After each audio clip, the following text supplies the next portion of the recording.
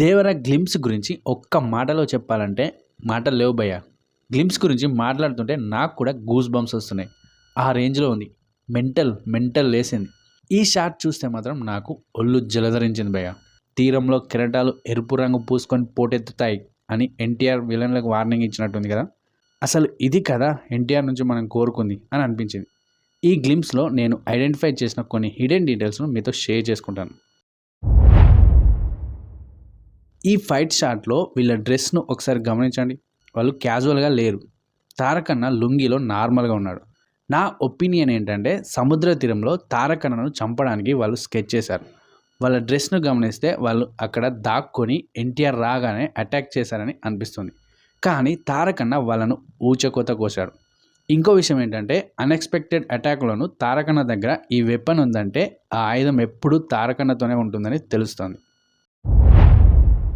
ఈ పడవలో ఇక్కడ ఉన్నది శాంటామ్ చాకో.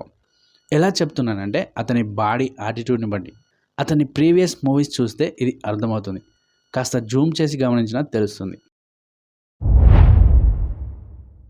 ఈ గ్లింప్స్ చివర్లో తారకన్న చెప్పే ఈ డైలాగ్ ఒకసారి వినండి. ఈ సముద్రం చేపల్ని కంటే కత్తుల్నే నెత్తుర్నే ఎక్కువ చూసి ఉండాలి. అందుకనే దీన్ని ఎర్ర సముద్రం అంటారు.